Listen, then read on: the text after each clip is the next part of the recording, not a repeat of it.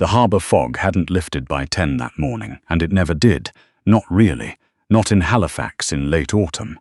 6 retired search and rescue dogs sat in perfect formation on the wet pier stones. Then one of them caught a scent on the wind, and everything the harbour patrol thought they knew about discipline came apart in under a minute. The Bedford Basin Memorial Wharf was lined 3 rows deep with Coast Guard officers and naval personnel in dress blue, their breath fogging in the cold. It was the annual Search and Rescue K9 Remembrance, an event the city of Halifax took seriously enough to close 2 streets for.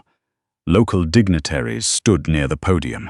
A bagpiper waited at the edge of the crowd, instrument tucked under his arm, ready for the closing march. But everyone who mattered that morning, the real reason 300 people had gathered in the cold, sat at the front of the formation. 6 Newfoundland Cross water rescue dogs, massive and dark-coated, harnesses gleaming with reflective SAR patches. These were not pets. They were animals that had pulled fishermen out of the Atlantic in conditions that would kill an unprepared Chelavek in 20 minutes. They had been flown to flood zones in New Brunswick, dropped from helicopters into whiteout conditions in Labrador, trained to find a human heartbeat under 6 feet of snow. Their handlers stood beside them with leashes held loose because tension was never needed. These dogs did not break formation. That was the entire point of them. Constable Brennan Doyle stood with his dog, a 110-pound male named Hugo, who had personally located 11 survivors over a 6-year career, 3 of them children. Beside Doyle stood Officer Priya Sundaram with her partner, a slightly smaller female named Juno. Down the line sat 4 more, Atlas, Storm, Birch, and a greying old veteran named Scout, who was 2 years from retirement and had more rescues to his name than any dog in Atlantic Canada's history. At the very back of the crowd, half hidden behind a stack of folding chairs near the harbour railing, stood a woman who clearly hadn't meant to be noticed. She was somewhere in her late 20s, though the lines of exhaustion on her face made her look older. Her name was written nowhere, known to no one in that crowd. She wore a faded canvas coat with a torn pocket, patched at the elbow with mismatched thread, and rubber boots gone grey with salt stains. Her hands, when she clasped them together against the cold, were rough in a way that didn't belong to an office or a classroom. She smelled, faintly, of wet rope and diesel, and the particular brine of working boats. A man near her in a pressed peacoat noticed her and shifted half a step away, the way people do without quite deciding to. A volunteer working crowd control, a young man named Constable Reeves, drifted toward her twice, hand resting near his radio, before deciding she wasn't worth the trouble. She wasn't doing anything. She was only watching the dogs the way no one else in that crowd was watching them. Not as symbols, not as heroes for a plaque, but like something she had lost a long time ago and never expected to see again. The harbour master, a broad-shouldered man named Director Holt, was midway through his remarks at the podium when the wind came in off the basin, sharp and sudden, carrying salt and the smell of low tide straight down the length of the wharf toward the dogs. These animals represent the very best of what discipline and devotion can build, Holt was saying, his voice carrying over the speakers. They do not falter. They do not break formation, not for storms, not for explosions, not for... He never finished the sentence. Scout's head came up first. The old dog's ears, pinned back in formal stillness for the better part of 40 minutes, snapped forward. His nose lifted, working the air in short, urgent pulls. Then a sound came out of him that his handler had never once heard in 6 years together, a high, cracked whine, almost human in its grief. "Scout, stay," his handler whispered, tightening the leash. The dog didn't sit. He trembled, every muscle coiled, eyes locked somewhere past the crowd, toward the railing where the woman stood. Then Hugo broke. Constable Doyle felt it before he saw it, the sudden dead weight of his 110-pound partner throwing his full strength into the leash. "Hugo, heel," Doyle barked, and for the first time in 6 years Hugo did not listen. One by one down the line, it happened. Juno tore free from Sundaram's grip with a violent twist of her thick neck. Atlas and Storm lunged together, dragging their handlers 2 full steps across the wet stone before the leashes slipped. Birch's harness clip snapped clean. Within seconds, 6 powerful, water-trained search and rescue dogs, animals worth more in training cost than most houses in the province, were sprinting across the wharf in a single, desperate, joyful mass. "Hold the line! Hold your dogs!" Director Holt shouted into the microphone, his composure gone, his voice cracking with something close to panic. "I can't, sir, I can't hold him!" Doyle yelled back, boots sliding on the wet stone as he was dragged along behind his own dog like a man on water skis. The crowd screamed and scattered. People grabbed children. A woman near the front dropped her coffee, the cup bouncing and rolling across the stones. Officers reflexively reached for sidearms before remembering, in the same instant, that there was nothing to draw against. Constable Reeves, the young officer, who had eyed the woman with suspicion not 10 minutes earlier, stepped directly into the dog's path, baton raised. Certain he was about to save someone, the dogs went around him like water around a stone. They didn't slow, they didn't growl, they converged on the woman by the railing, with a force that should have knocked her flat, and for one terrible second, the entire crowd believed they were about to witness a mauling on live television, broadcast across 2 provincial news feeds. Instead, the woman dropped to her knees on the wet stone, and the 6 animals collapsed around her in a writhing, whimpering, joyful pile. Hugo shoved his massive head into her chest and made a sound like a sob. Juno pressed her whole body against the woman's side, tail beating so hard against the ground it sounded like a drum. Scout, the old veteran, simply laid his head in her lap and closed his eyes, the way a creature does when it has finally stopped waiting for something. "Good boy," the woman whispered, her voice breaking, both hands buried in Hugo's wet fur. I know, baby. Look at you. Look how big you got." The wharf fell into a silence so complete that the foghorn out in the basin seemed deafening by comparison. Constable Brennan Doyle was the first to reach the circle, chest heaving, his leash hanging empty and useless in his hand. He stared down at Hugo, the dog who had bitten a paramedic during a routine vaccination 2 years back, the dog who flinched from strangers, now lying belly up in the mud at this woman's knees like a puppy. "Who?" Doyle said quietly. "Are you?" The woman looked up at him. Her eyes were red, but there was no fear in them, only the dazed relief of someone who has just confirmed something they'd convinced themselves they were wrong about. "I'm sorry, Constable," she said, her voice rough but steady. "They just caught my scent." Director Holt pushed through the ring of stunned officers, his face a mixture of fury and total confusion. He looked at the woman kneeling in the wet and the 6 dogs surrounding her like a fortress, and something in his official certainty cracked open. "Step away from them," he started to order, but Doyle put a hand up without thinking, because he was already staring at the woman's hands, at the specific, practiced way she'd found the exact spot behind Hugo's left ear that made the dog groan with pleasure. Nobody taught that. Nobody could fake that. "My name is Marin," the woman said quietly, pushing herself to her feet, her knees soaked through. "And before any of you gave them medals, they were my drowning boys." The ceremony was shut down within minutes. Confused officials ushered the public away while Director Holt marched Marin and Constable Doyle into a windowless room at the Harbour Authority building, the kind of room with a single table and bad fluorescent light. The dogs refused to be separated from her.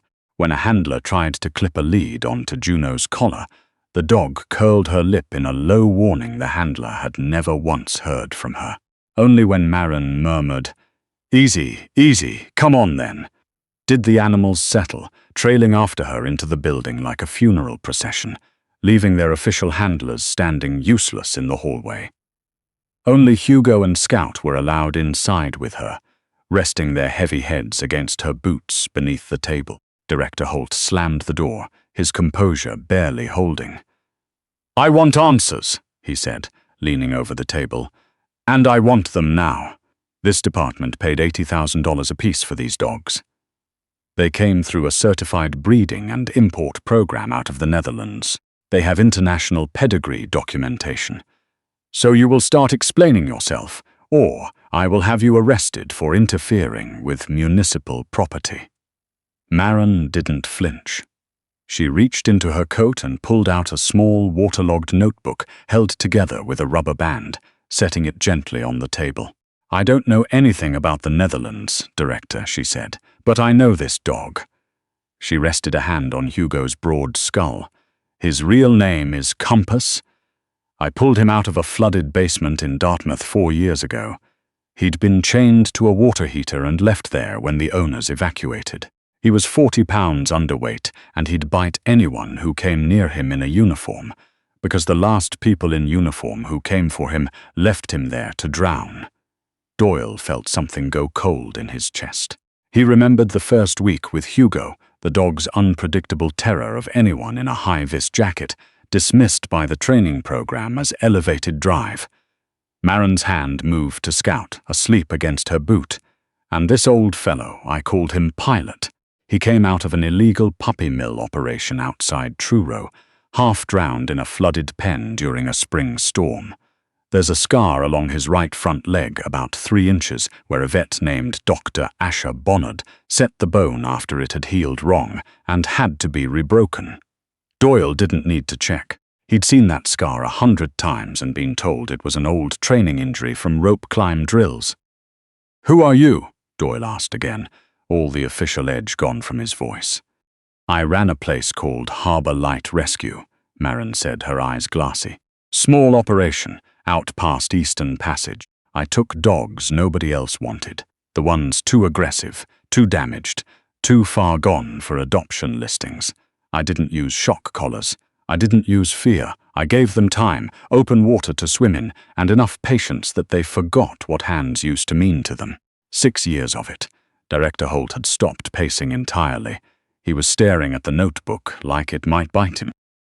"If these were your animals," he said slowly, "how did they end up here with international import paperwork?" A flash of old anger crossed Maren's face. 2 years ago, a man came to the rescue. Drove a black provincial vehicle, said his name was Director Callum Ashworth from the Maritime Animal Welfare Authority. At the name, Holt's hand tightened so hard on the table edge his knuckles went white. Callum Ashworth had been the man who'd overseen the entire procurement budget for the new K9 program before retiring abruptly to British Columbia 8 months earlier. "He said my facility was in violation of coastal zoning," Maren continued, her voice trembling now. "Said the dogs were an uninsured liability, a danger to the public. He had deputies. He had paperwork. I showed him my permits, my vet records, everything, and none of it mattered. They loaded all 11 of my dogs into transport crates and told me they were being taken to be assessed for euthanasia. I lost the property 8 months later. I lost most of myself for a while after that. I thought they were dead. I grieved every one of them. The room went still enough that the hum of the fluorescent lights felt loud. "He stole them," Doyle said, horror dawning slow and total on his face. Director Holt looked physically ill. The pride of the Atlantic Coast K9 search and rescue program, built on what the city believed was a 6-figure international procurement deal, had in fact been built on theft, on traumatized animals one woman had spent years quietly healing with nothing but time, and a flooded basement's worth of patience. The fraud went deeper than the import paperwork. It touched the budget. It touched, potentially, the careers of half the people who'd signed off on it. "How did you find them?" Holt asked quietly now, all the authority drained out of his voice. "I was watching the regional news 2 weeks ago," Maren said. "There was a segment on the SAR program, a rescue they'd done off Peggy's Cove. They showed a dog pulling a teenager out of the surf. They called him Hugo, but I watched the way he favored his back left leg coming out of the water, the same way he always has since I treated the limp myself, and I knew. Then they panned to the rest of the unit, Compass, Pilot, all of them. So I took the ferry over, and I bought a bus ticket and I came to see for myself." Director Holt sat down heavily, pressing his palms against his eyes. The scandal, if it surfaced, would be catastrophic. Every search and rescue operation these dogs had ever been part of suddenly open to question. Every certification suspect. Every dollar of provincial funding under review. Doyle looked down at Hugo, who had fallen asleep with his chin resting on Maren's boot, oblivious to the storm breaking over the room. Doyle had spent 2 years with this dog. Hugo had pulled him out of an undertow during a training exercise gone wrong, had refused to leave his side for 3 days after Doyle's father's funeral, had slept across the foot of his bed more nights than not.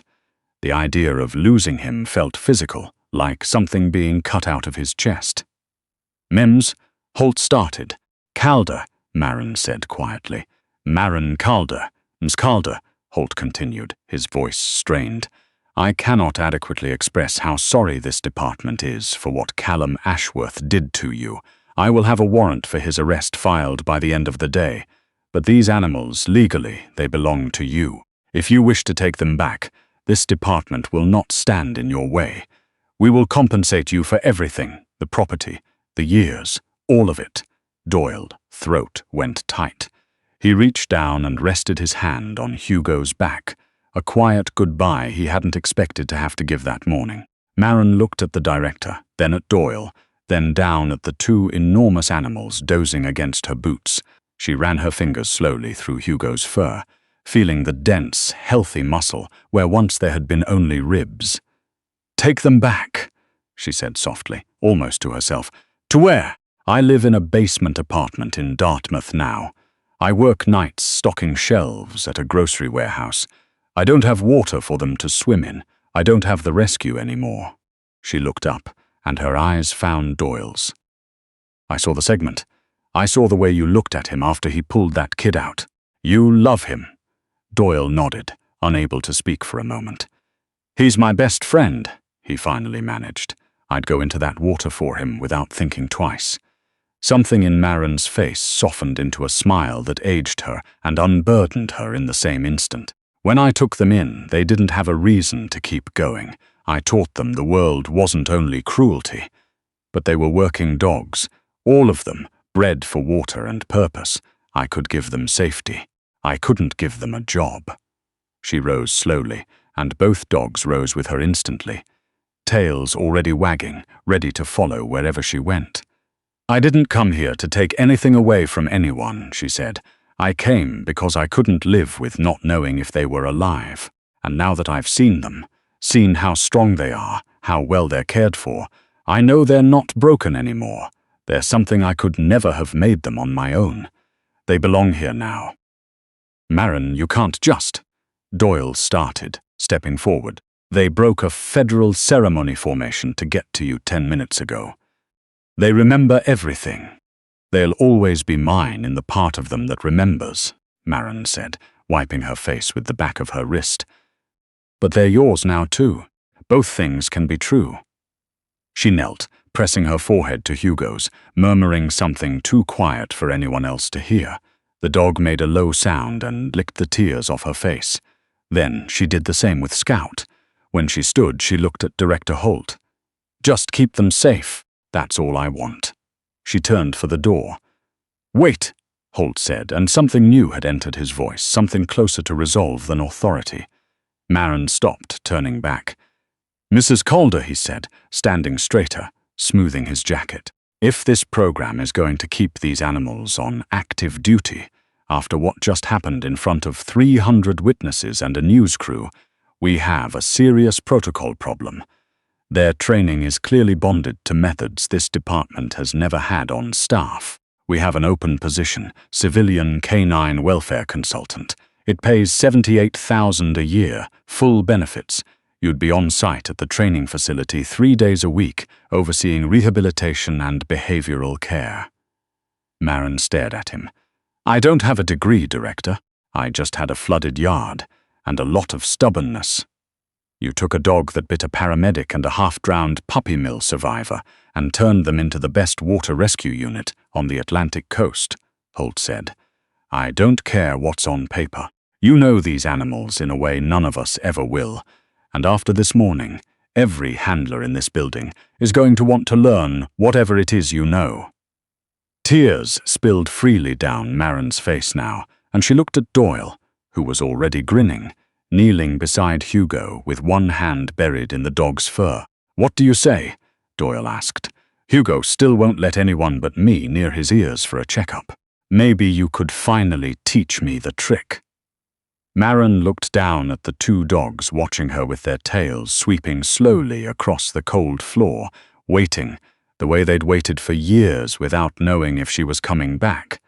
She didn't have the rescue anymore. She didn't have the basement full of water-stained blankets or the yard that flooded every spring. But, standing in that small grey room with the animals she'd carried through their worst years pressed against her legs, Maren Calder understood that she had gotten the only thing back that had ever mattered. "I'd like that," she said, voice cracking open on the last word. "I'd really like that." 4 months later, Director Callum Ashworth was arrested quietly at a marina in Victoria, British Columbia, on charges of fraud, theft, and animal cruelty that would take the better part of a year to work through the courts. Back in Halifax, the search and rescue program didn't just recover, it flourished. Certifications reviewed and reissued, funding restored, the dogs performing better than they ever had under the old training methods. And every Tuesday, Thursday, and Saturday morning, a woman in a faded canvas coat walked out onto the training field by the harbour, and every single time, without exception, 6 enormous, fiercely capable dogs broke from formation and ran straight to her, not as assets, not as decorated heroes, but as something far simpler than that. Animals who had once been drowning and had finally, fully come home.